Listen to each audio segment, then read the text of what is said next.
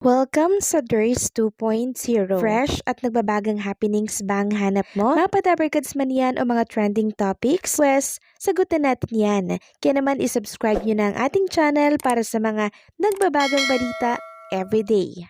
So ayan, welcome back again sa ating YouTube channel mga Kadabarkads. And for today's video, ang pag-uusapan ulit natin ay tungkol sa mga importanteng kaganapan sa loob at sa labas ng Itbulaga. So meron po nagbabalik dito sa studio ng Itbulaga.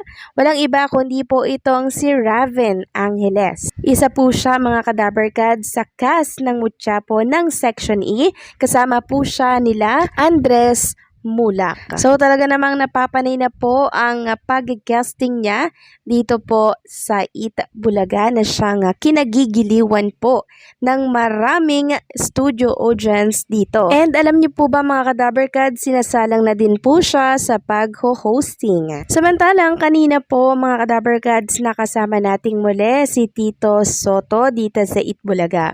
At katunayan po niyan kanina during therapy mga Kadabarkads, ang nabunot po ay isang teacher. And since love na love po ni Tito Soto itong mga teacher, meron po siyang binigay na clue para siya ay manalo po ng tumataginting na 40,000 pesos. Sabi po ni Tito Soto, magpalit.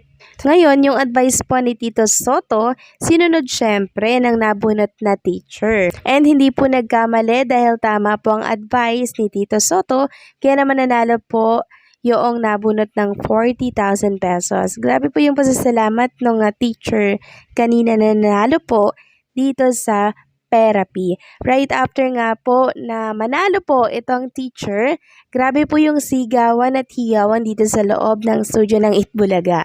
Then meron pang nagko-comment sa live chat ng Itbulaga po na di talaga daw sila nagkamali ng binotong senador, which is si Tito Soto. Meron namang ibang nagrereklamo na dapat daw hindi tinuturuan o hindi daw nagbibigay ng clue para daw patas. Love nga po ni Tito Soto ang mga teacher kasi syempre malaki ang tulong ng mga teacher dito po sa ating bansa ha. Kaya naman sana wag nilang iba si Tito Soto kung nagbigay siya ng clue kanina sa therapy. Samantalang ang Sugod Mall mga kapatid ay dito pa rin po sa Robinson's Place, Imos, Cavite. And ang bumungad nga sa atin mga Kadabarkads ay ang pagpupud trip ni Jose Manalo, Miles Ocampo, and syempre si Paulo Ballesteros and Wally Bayola. And bago nga po magsimula ang palaro po sa naturang mall, syempre as usual, kumanta ulit si Yunyul Kim, ang Porinoy Grand Winner na taga South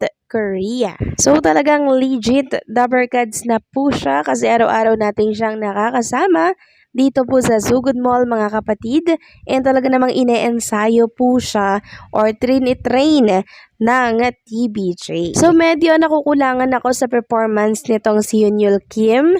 Naiintindihan naman natin yung kasi bago pa lang siya dito sa Itbulaga. Pero sana 'di ba yung energy, yun po yung hindi dapat mawala para syempre hindi po antukin yung mga nanonood sa mga telebisyon. Next topic naman, pag-usapan natin itong naging announcement ni Bossing Vic Soto kanina. So, ito po yung magaganap bukas. Magsisimula na daw po ang pautokan ng mga batang henyo. Dito po yan sa GB5 at syempre makakasama po nila itong mga Dabar Kids natin na pinakilala po kanina. So, kanina pinakilala ulit sila and bumati po sila sa mga Dabarkads natin and tuwang-tuwa pa rin po talaga no, si Raisa May Dizon every time na nakikita po yung kanyang itsura dito po sa monitor. Aliw na aliw naman ang mga Dabarkads natin kasi syempre may bago na naman dito po sa Itbulaga. Samantalang marami pong naghahanap dito po kay Queen Amber Torres kung bakit wala daw siya dito sa Itbulaga. So kanina nga po nag-upload si Amber ng kanyang video na kung saan nililinis niya po yung mga toys niya, nililigpit niya po. At ang dami po mga katanungan na sa naturang video po niya sa comment section. Sabi mo nga po dito, Amber, pasok ka na sa EB, namimiss ka na namin. Opo daw, papasok daw siya. Nasa Itbulaga ka ba mamaya, baby Amber? Kailan ka po magpapakita sa amin sa Itbulaga, baby Amber?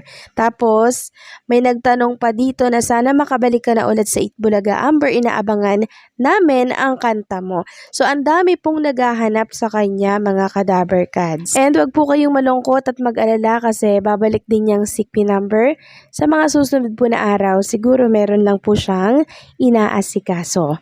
Next topic naman, pag-usapan natin mga Kadaber Cats ang tungkol nga dito sa pagsasama-sama po ng TBJ, mga Daber Cats, and syempre ni Mr. and Mrs. Tobiera. Birthday po kasi kagabi ng asawa po ni Mr. Tony Tobiera at imbitado po ang mga Daber Cats natin, si Boss Joey, si Ma'am Eileen, syempre asawa po niya, si Bossing Vic Soto, si Ma'am Pauline Luna Soto, syempre, and itong si Tito Soto present din po. Sabi ko nga po, nakakatuwa lang na makita si Mr. Tony Tobiera at ang TBJ.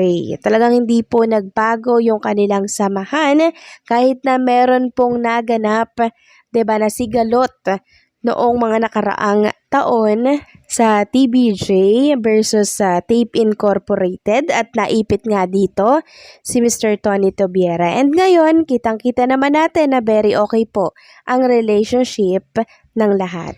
And since okay ang relationship ni Mr. T and syempre ng TBJ, asahan na natin na makikita ba natin si Mr. T sa anibersaryo ng Itbulaga sa darating na July? Yan po ang dapat nating abangan. Samantalang congratulations naman sa mga Daber Cats natin na nanalo po ng award dito po sa BP Choice Award na naganap po yan kagabi.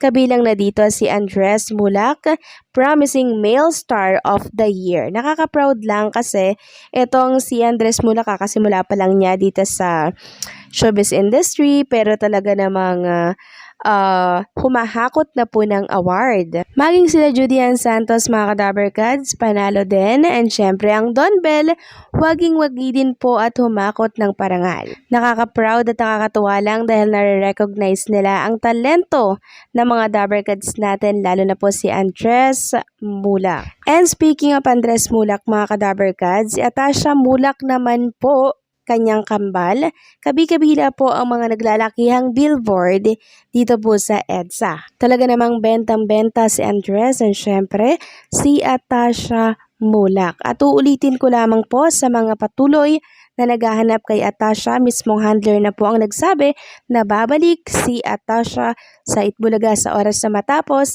ang unang season ng Bad Genius. Kailangan lamang daw po nilang mag-focus sa first project ni Atasha Mulak kasi syempre para mapaganda po ang naturang project ni Atasha kasi syempre first project niya to, mga Kadaber Cats. Kaya sa mga nagtatanong at nag-aalala, pabalik po si Atasha. Sure na yan, mga Kadaber Cats. So paano, hanggang dito na lamang po ang update natin. Maraming salamat sa patuloy na pagsuporta.